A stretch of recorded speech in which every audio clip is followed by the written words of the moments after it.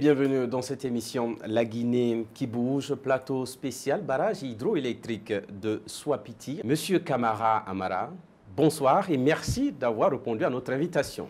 Bonsoir, M. Silla, et c'est à moi de vous remercier. Dans le projet de réalisation du barrage hydroélectrique de Souapiti, il était prévu un coût d'impact de 50 000 personnes. Le chef de l'État a demandé de revoir à la baisse ce taux d'impact à 16 000 personnes. Le barrage aurait fait 50 000 déplacés de grosses localités comme Bangoya où on a disparu sous l'eau et avec d'autres répercussions indescriptibles. On a prévu environ quelques 150 mégawatts. Ben, mieux valait cela que l'inconfort des populations. Nous étions environ à moins de 200 mégawatts.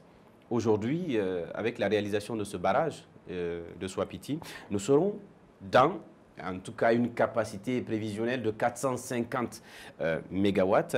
Concrètement, quel sera l'apport de ce barrage dans le secteur de l'énergie en Guinée? Souapiti va complètement changer la physionomie du secteur de l'énergie en Guinée. Le taux d'accès, si mon mémoire était de l'ordre de 31% à Conakry, 7% dans les villes intérieures, moins d'1% dans les zones rurales. C'était une situation tout à fait paradoxale quand on sait que le pays regorge de plus d'environ 6 000 mégawatts à cause de 129 sites déjà identifiés. Et seuls 3% de ces 6 000 mégawatts, en l'occurrence le système SAMU et Garafili, étaient exploités.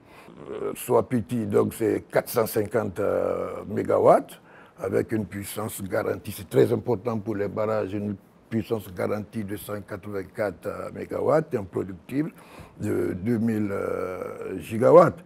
Donc, il a mis donc sa retenue de 6 milliards 300 millions, plus de cela d'ailleurs, à la disposition de Calita pour pouvoir le bonifier, de telle sorte que la puissance garantie aussi, c'est-à-dire la puissance qu'on peut développer en toute saison de Calita, augmente de 28 mégawatts, n'est-ce pas, il s'est retrouvé à 94 mégawatts.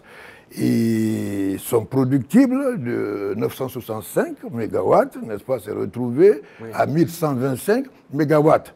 Donc, Caleta devient un objet, enfin, un outil plus performant, plus efficace du coup. Techniquement, quelles sont les spécificités de ce barrage par rapport aux autres barrages? D'abord, c'est un barrage poids, c'est-à-dire qui se défend d'abord seul avec ses plus de 3 800 000 mètres cubes de béton, 450 000 tonnes de ciment et 30 000 de fer. Et il résiste, sa crue de conception est basée sur une période de retour de 1000 ans, c'est-à-dire une crue probable seulement chaque 1000 ans. Et il a été éprouvé avec une crue, n'est-ce pas, de 5000 ans. Même au cas où une vanne de l'évacuateur de fond était bloquée, ce barrage, Souapiti, résisterait encore. Nous allons à présent venir à la douloureuse.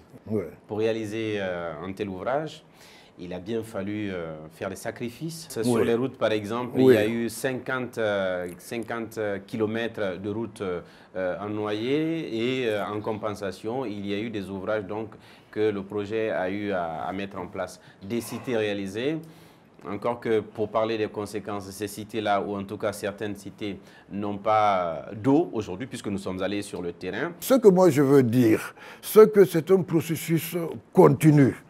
Aujourd'hui, en tout cas, après notre dernière visite, et d'ailleurs comme toujours, on a compris que les leaders d'opinion, les femmes, les populations qui sont réellement concernées apprécient l'effort qui est fait, parce qu'il y a aussi une question d'information. Non, mais je vous le dis.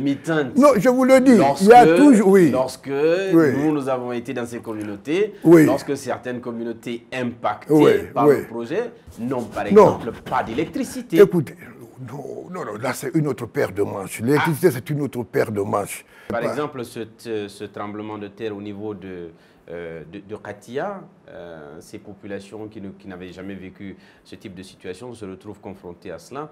Oui, oui, si c'était dû au barrage de Soapiti, n'est-ce pas, cela se comprendrait. Ce n'est pas du séisme tel qu'on le pense, mais certainement un tassement du poids de l'eau. 6 milliards 300 millions mètres cubes.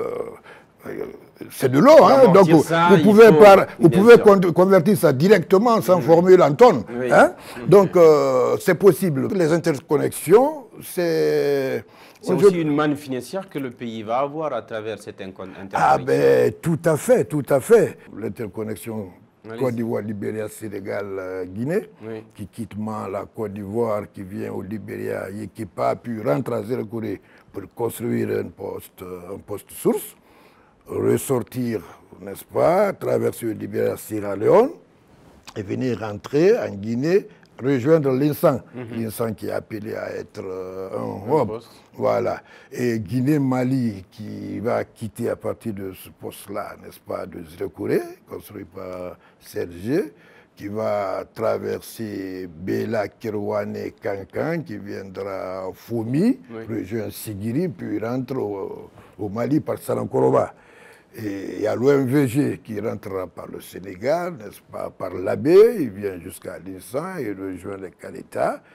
La Guinée devient un carrefour énergétique. La Guinée devient donc un carrefour énergétique. Votre mot pour nos concitoyens qui nous suivent en ce moment? D'abord, ma pensée va à ceux dont vous parliez tout à l'heure. Vous avez évoqué leur cas, c'est les populations déplacées qui ont consenti d'énormes sacrifices. C'est à la fin de cette émission. Malheureusement, les bonnes choses ont toujours une fin.